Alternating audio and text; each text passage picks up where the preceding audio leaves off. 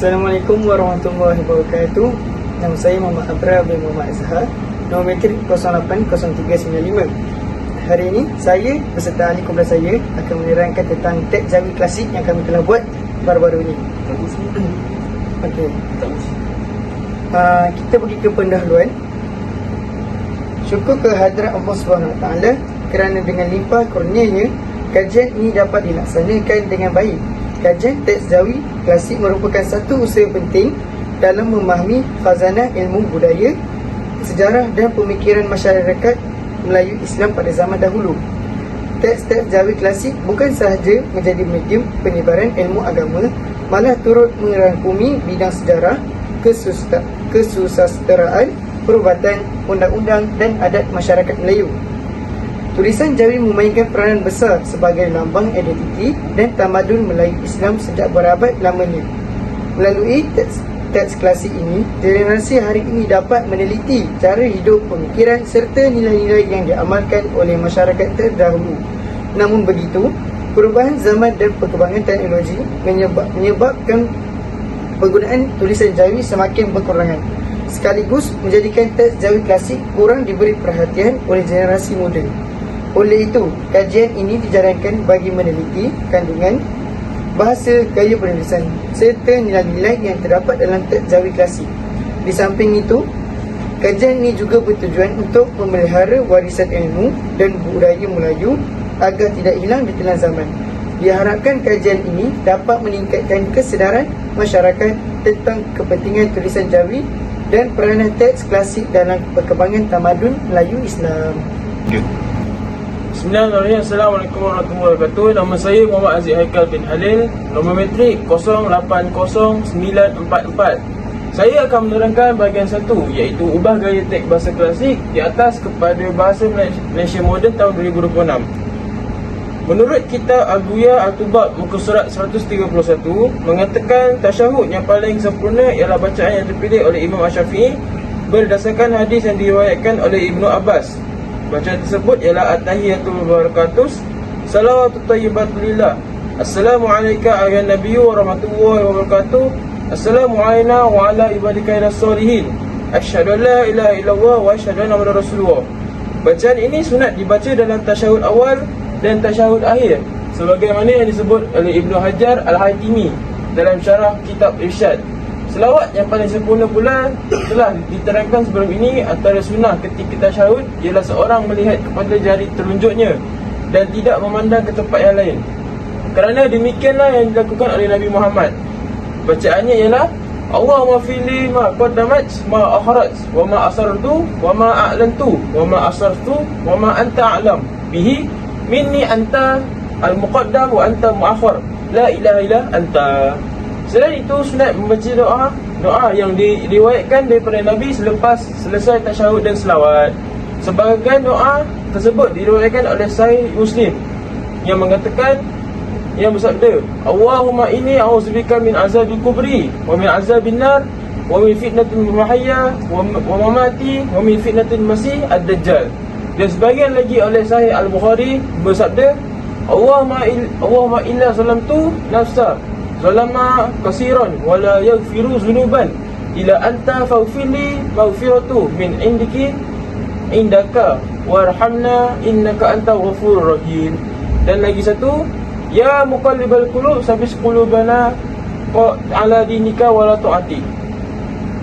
Bagi imam, sunat supaya tidak memanjangkan doa melebihi kadar bacaan tasyahud dan selawat, bahkan memadai dengan doa yang ringkas sahaja, kerana doa itu dianggap pelengkap kepada kedua-duanya.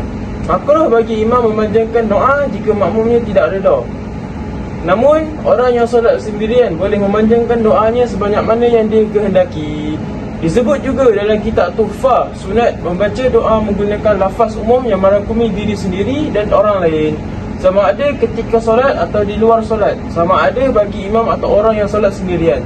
Contohnya seperti doa yang menggunakan lafaz kami, iaitu Allahumma fili wal muslimin, atau sekalian kami Allahumma aghfiru li ummati Muhammad. Terdapat hadis yang menyebut bahawa tiada doa yang lebih disukai oleh Allah selain doa seorang hamba yang merangkumi kebaikan untuk ramai orang, iaitu Allahumma fili li ummati Muhammad. Diriwayatkan juga bahawa Nabi pernah menepuk bahu seorang yang berdoa hanya untuk diri sendirinya, lalu bersabda, Allahumma firli warhamni, supaya dia memperluaskan doa untuk orang lain juga. Ini kerana perbezaan antara doa khusus untuk diri sendiri dan doa umum untuk semua sangat besar nilainya, seperti bezanya antara langit dan bumi. Okey, seterusnya saya akan sambung berdasarkan kitab Buhyah At-Tilab muka surat 132. Salah satu daripada dua cara itu boleh dilakukan mengikut pilihan masing-masing, tetapi cara yang pertama lebih utama dan lebih afdal. Sunat bagi makmum berniat menjawab salam yang diberikan kepadanya, sama ada daripada imam ataupun makmum lain. Jika seseorang makmum berada di sebelah kanan imam, dia hendaklah menjawab salam imam, dan makmum yang berada di sebelah kiri melalui salam kedua. Manakala pada salam pertama dia berniat menjawab salam kepada orang yang berada di sebelah kanannya, termasuk imam dan para makmum lain. Bagi orang yang berada di hadapan dan belakangnya pula, dia boleh berniat menjawab salam sama ada pada salam pertama atau kedua. Namun yang lebih afdal ialah pada salam pertama. Soalan: bagaimana makmum yang berada di sebelah kiri imam boleh berniat menjawab salam imam melalui salam pertama, sedangkan imam belum beri salam kepadanya? Jawapan dia, hal itu kerana makmum disunatkan memberi salam selepas imam selesai kedua-dua salamnya. Oleh sebab salam ialah perkara wajib untuk seseorang keluar daripada solat, maka ketika seseorang mula memberi salam, salam itu sudah dianggap berlaku dan boleh diniatkan sebagai jawapan salam. Disebabkan itu juga, orang di sebelahnya yang tidak sedang solat tidak wajib menjawab salam tersebut. Sunat juga memulakan setiap salam ketika wajah masih menghadap kiblat dan mengakhiri salam itu serentak dengan selesai berpaling muka. Selain itu, sunat bersujud ketika mendirikan solat. Ini berdasarkan hadis sahih daripada Nabi Muhammad, laula an asyaqqa ala amni li amartuhum bil suqi inda kulli solat ayu amru ijab, yang bermaksud, jika tidak memberatkan umatku, pasti aku akan perintahkan mereka bersugi pada setiap kali solat. Maksud perintah di sini ialah perintah wajib. Namun bagi orang yang berpuasa fardu selepas masuk waktu zuhur, bersugi tidak lagi sunat, bahkan dihukum makruh. Sunat juga bersugi ketika hendak tidur, apabila mulut berubah bau kerana lapar, selepas selama berdiri, dan selepas memakan makanan yang berbau kuat atau kurang menyenangkan. Antara sunnah lain ialah sentiasa memandang ke tempat sujud ketika solat, serta menghadirkan khusyuk, iaitu hati fokus dan anggota badan tenang. Hal ini berdasarkan perintah Allah agar orang beriman menunaikan solat dengan keadaan penuh khusyuk. Sunat juga membaca Al-Quran, doa dan zikir dengan tadabbur, iaitu memahami serta menghayati maknanya. Selain itu, seseorang digalakkan masuk ke dalam solat dengan perasaan rajin, tenang, gembira dan tidak dibebani urusan dunia atau perkara lain yang mengganggu fikiran. Sunat meletakkan tangan kanan menggenggam pegangan tangan kiri dan meletakkannya di bawah dada. Ada ulama menjelaskan caranya sama ada dengan membuka jari di atas pergelangan tangan kiri atau meluruskannya di atas lengan kiri. Tujuannya ialah supaya kedua-dua tangan berada dalam keadaan tetap dan tertib. Namun jika seseorang melepaskan kedua-dua tangannya tanpa melakukan perkara sia-sia, maka tidak mengapa. Bismillahirrahmanirrahim. Saya Muhammad Fauzan Azimah bin Huda, nombor matriks 080016. Jadi seterusnya saya akan menyambung bahagian yang kedua, iaitu 20 hukum berserta dengan penerangan. Yang pertama, disunatkan membaca tasyahud yang paling sempurna. Tasyahud yang afdal ialah lafaz yang dipilih oleh Imam Syafi'i kerana ia bersandarkan kepada hadis sahih yang diriwayatkan oleh Ibn Abbas. Yang kedua, disunatkan membaca tasyahud dalam tasyahud awal dan akhir. Hal ini menunjukkan kepentingan lafaz tersebut dalam menyempurnakan kedua-dua posisi tasyahud dalam solat. Yang ketiga, disunatkan melihat jari telunjuk ketika tasyahud. Amalan ini bertepatan dengan sunnah Nabi Muhammad SAW dan membantu menghadirkan rasa khusyuk dalam solat. Yang keempat, disunatkan membaca doa selepas tasyahud dan selawat. Doa selepas tasyahud diangkat sebagai pelengkap dalam ibadah solat. Yang kelima, disunatkan membaca doa perlindungan daripada azab kubur dan neraka. Ini berdasarkan hadis yang menggalakkan berlindung daripada azab kubur neraka serta fitnah kehidupan dan kematian. Yang keenam, disunatkan membaca doa yang sabit daripada hadis sahih. Doa yang diriwayatkan dalam Sahih Muslim dan Sahih Al-Bukhari mempunyai nilai autoriti yang tinggi dalam syarak. Yang ketujuh, disunatkan bagi imam meringkaskan doa. Imam hendaklah mengambil kira maslahah makmum agar tidak berlaku kesukaran dalam berjemaah. Yang ke-8, dimakruhkan bagi imam memanjangkan doa tanpa keredaan makmum. Hal ini kerana ia boleh menimbulkan masyaqqah, yakni kesulitan di dalam jemaah. Yang ke-9, diharuskan bagi orang yang solat bersendirian untuk memanjangkan doa. Tiada had tertentu kerana tidak melibatkan hak orang lain. Yang ke-10, disunatkan membaca doa dengan lafaz umum. Doa berbentuk umum lebih menyeluruh dan memberi manfaat pada ramai pihak. Yang ke-11, disunatkan mendoakan seluruh umat Islam. Ini menunjukkan nilai ukhuwah dan kepedulian dalam Islam. Yang ke-12, wajib untuk mengekalkan lafaz asal doa yang maksud. Doa yang datang daripada Nabi tidak boleh diubah kerana ia bersifat tauqifi. Yang ke-13, disunatkan untuk memberi salam yang kedua. Walaupun ianya bukan rukun, tetapi ia termasuk dalam sunat al-solah yang dituntut. Ke-14, disunatkan bagi makmum memberi salam kedua walaupun imam tidak melakukannya. Ini kerana makmum telah keluar daripada ikutan imam selepas salam yang pertama. Yang ke-15, boleh menjadi haram memberi salam kedua dalam keadaan tertentu. Sebagai contohnya, apabila berlaku perkara yang membatalkan kesinambungan solat seperti hadas. Yang ke-16, disunatkan untuk berniat keluar daripada solat ketika dalam salam yang pertama. Amalan ini adalah bertujuan keluar daripada khilaf ulama yang mewajibkannya.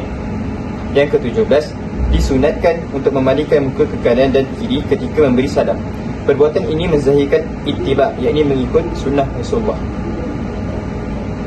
Yang ke-18, disunatkan berniat memberi salam kepada semua makhluk yang beriman. Yang ini termasuk malaikat, manusia dan jin sebagai tanda keluasan niat dalam beribadah. Yang ke-19, disunatkan makmum untuk berniat menjawab salam. Ini termasuk dalam adab berjemaah serta menyempurnakan interaksi dalam solat. Yang ke-20 dan yang terakhir, disunatkan bersudi sebelum solat dan dimakruhkan selepas zawal bagi orang yang berpuasa. Bismillahirrahmanirrahim. Assalamualaikum warahmatullahi wabarakatuh. Diberi nama Muhammad Khairil Adam bin Muhammad Yasir. Nombor metrik 080293. Nama Ahmad Munawar bin Ahmad 080669. Okey, kita sambung bahagian 3, 20 soalan berdasarkan teks. Yang pertama, bagaimanakah susunan setiap fasal dalam kitab ini? Adakah terdapat permulaan setiap syahdan dan sebagainya?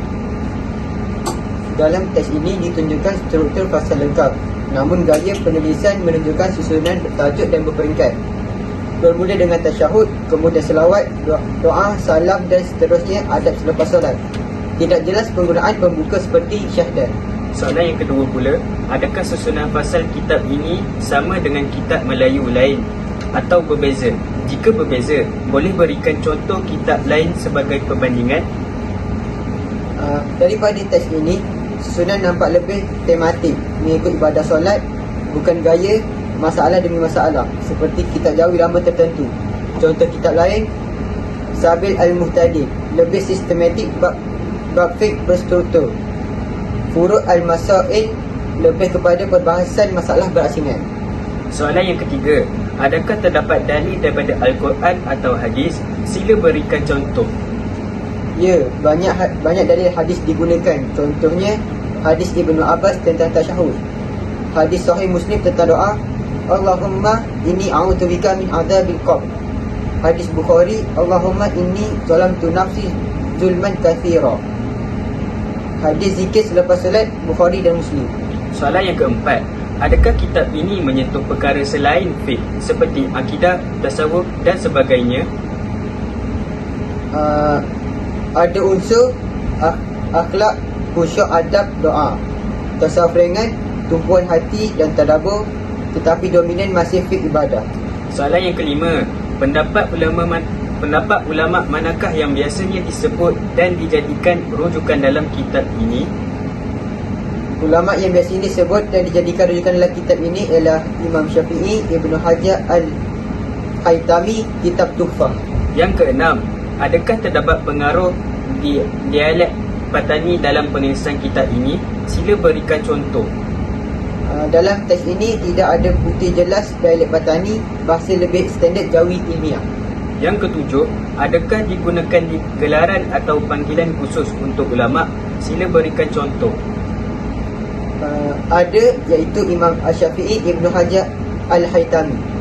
Yang ke-8, Adakah gaya penulisan kitab ini mudah difahami oleh generasi sekarang? Berikan contoh. Kitab ini mudah difahami oleh generasi sekarang sebab ia kerana bahasa Melayu mudah disertakan terjemahan hadis dan ada penerangan langsung selepas dalil.